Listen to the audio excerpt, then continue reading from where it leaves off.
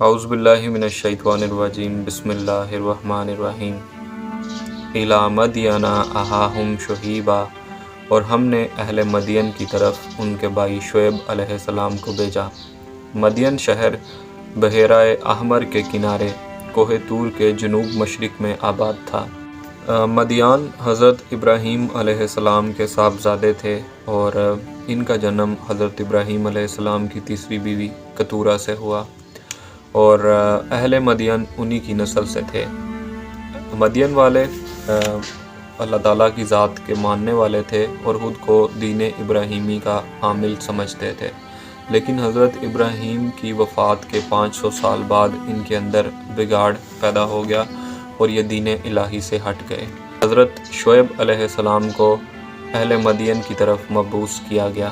اہل مدین تجارت پیشہ تھے اور ان کی بستیاں وہاں آباد تھیں جہاں جزیرہ نما عرب کی 2 تجارتی شہرائیں یمن سے شام اور عراق سے مصر آ کر ملتی تھیں۔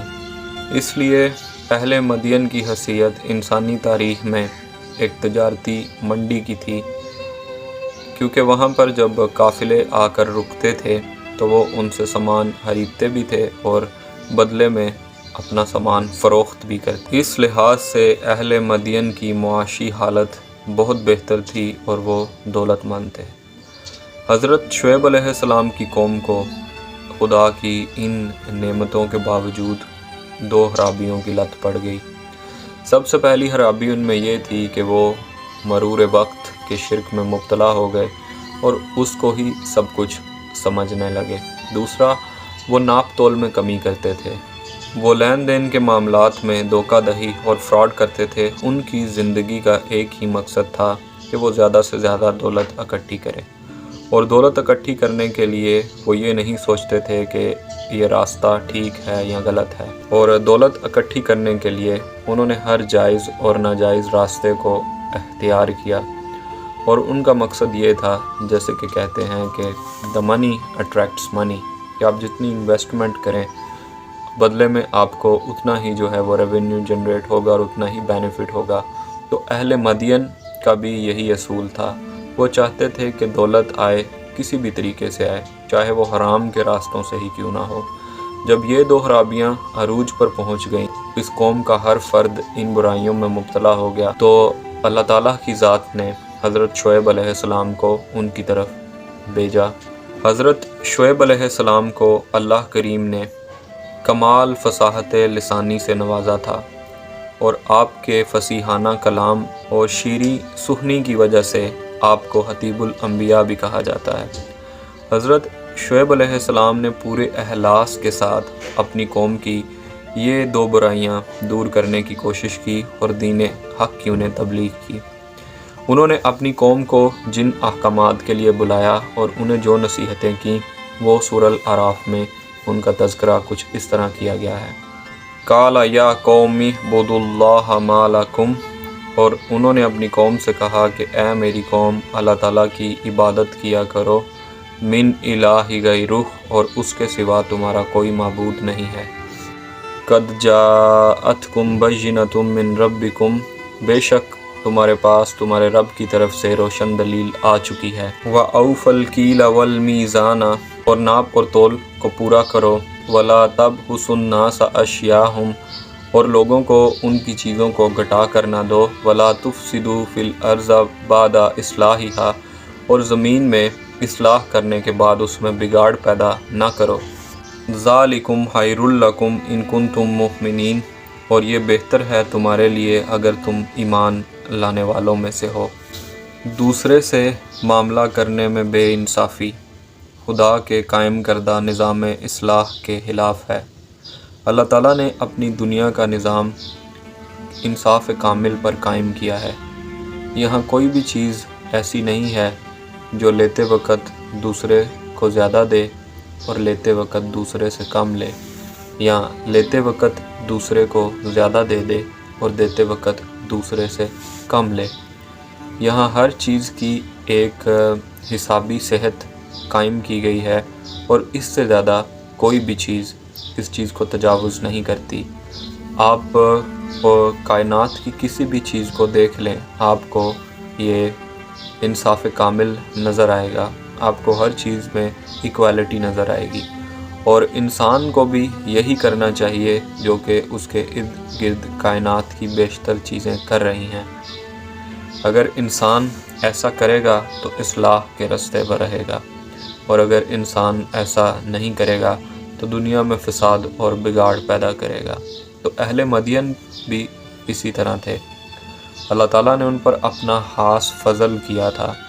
فضل کچھ ایسے تھا کہ ان کا جو علاقہ تھا وہ جیسے کہ بتایا گیا ہے کہ 2 تجارتی شاہراہوں پر آباد تھا، اور بجائے اس کے کہ وہ اپنے رب کا شکر ادا کرتے، وہ ناپ تول میں کمی کرنے لگے، اور یوں انہوں نے ریاست میں بگاڑ اور فساد برپا کرنا شروع کر دیا، جو کہ اللہ تعالیٰ کی ذات نے اصلاح کا ایک جو نظام قائم کیا تھا انہوں نے اس کی دھجیاں اڑا دیں۔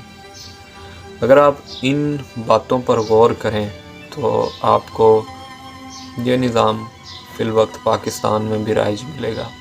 ناپ تول میں یہاں بھی کمی کی جاتی ہے، اور لین دین کے معاملے میں بھی بے انصافی کی جاتی ہے، کہ یہاں تو ہم کسی مزدور کو اس کی مزدوری کا حق ہے وہ پورا نہیں ادا کرتے، اگر ہم پروفٹ رکھتے بھی ہیں تو ایسا کرتے ہیں کہ ہم پروفٹ زیادہ رکھ لیتے ہیں اور دوسرے کا جو ہے وہ نقصان کر دیتے ہیں، یعنی کہ ایکوالٹی نہیں ہے۔ اور اس کے بعد ہم یہ دعویٰ کرتے ہیں کہ مہنگائی حد سے زیادہ بڑھ رہی ہے، حد سے زیادہ تجاوز کر رہی ہے، حالات کنٹرول میں نہیں آ رہے۔ تو حالات کنٹرول میں کیسے آئیں گے اگر آپ فطرت کے قوانین کے ساتھ ناانصافی کریں گے؟ کہ سب سے پہلا اصول تجارت میں دیانتداری کا ہے، اور یہ دیانتداری آپ کو کسی بھی پیشے میں نظر نہیں آئے گی۔ ہر پیشے کا موٹیو ہے پیسہ کمانا، دولت اکٹھی کرنا۔ اگر آپ بچوں کو ہم سکول بھیجتے ہیں بچپن میں تو اس میں بھی ہمارا موٹیو یہ ہوتا ہے کہ یہ بڑا ہو کر افسر بنے گا۔ افسر بننے سے مراد یہ پیسہ اکٹھا کرے گا، یعنی کہ اگر بات کی جاتی ہے تو پیسے کی مرتبے کی جاتی ہے۔ یہ چیز کبھی نہیں کی جاتی کہ اگر ہم اپنے بچوں کو سکول بھیج رہے ہیں تو اس کا موٹیو یہ ہے کہ ہم انہیں ایک اچھا انسان بنانا چاہتے ہیں، ہم انہیں تعلیم دینے چاہتے ہیں، ہم ان کے نالج کو ایکسپینڈ کرنا چاہتے ہیں۔ نہیں، جو نالج کا بھی جو موٹیو ہے وہ پیسہ ہے، اور اب تو نالج بھی ایک کاروبار بن چکا ہے کہ اتنے علمی مراکز کھل چکے ہیں کہ یہ ایک بزنس ہے۔ تو اکثر لوگ کہتے ہیں کہ یورپ میں تھوڑا سسٹم اچھا ہے، وہاں پہ اصول اچھے ہیں، وہاں پہ انصاف اچھا ہے۔ تو یورپ والے ایلین نہیں ہیں، وہ بھی انسان ہیں، اور جس طرح شعیب علیہ السلام کا ذکر ہے تو شعیب علیہ السلام بھی انسانوں کی طرف ہی بھیجے گئے تھے، اور جو یورپ والے ہیں ان میں کچھ کرسچن، جو یورپینز کرسچنز ہیں، جو جیوز ہیں، ان کو لیے بھی کتاب اللہ کا سیم اصول تھا۔ یس، زبور، توریت اور انجیل میں چینجنگز ہوئی ہیں، لیکن کچھ بنیادی اصول جو تھے انسانیت کے لیے وہ ابھی تک سیم ہی ہیں، اور وہ انہی کتابوں میں بھی وہی درج ہیں جو قرآن کریم میں ہیں۔ تو جو انہوں نے چینجنگز کی ہیں وہ عقیدوں میں چینجنگ کی ہیں، لیکن انسانی اصولوں میں چینجنگ نہیں ہوئی۔ وہ ہر مذہب کا ایک ہی چارٹر ہے کہ تجارت میں دیانتداری سے کام لو، کسی کے ساتھ ناانصافی نہ کرو، لیکن اس کے باوجود ہم مسلمز نہیں، ہر مذہب میں ایسے لوگ پائے جاتے ہیں جو ناپ تول میں کمی کرتے ہیں، جو تجارت میں غیر دیانتداری سے کام لیتے ہیں۔ تو اس کا اصول یہ ہے کہ if you want to live your life in tranquility، اور اگر آپ معاشرے میں حالات کو بہتر کرنا چاہتے ہیں تو آپ ناپ تول میں کمی نہ کریں، آپ انصاف کریں، لین دین کے معاملات میں انصاف کریں۔ یوں جو ہے تھوڑے بہت حالات جو ہیں وہ ان میں چینجز آئے گی، اور حالات جو ہیں وہ بہتر ہوں گے۔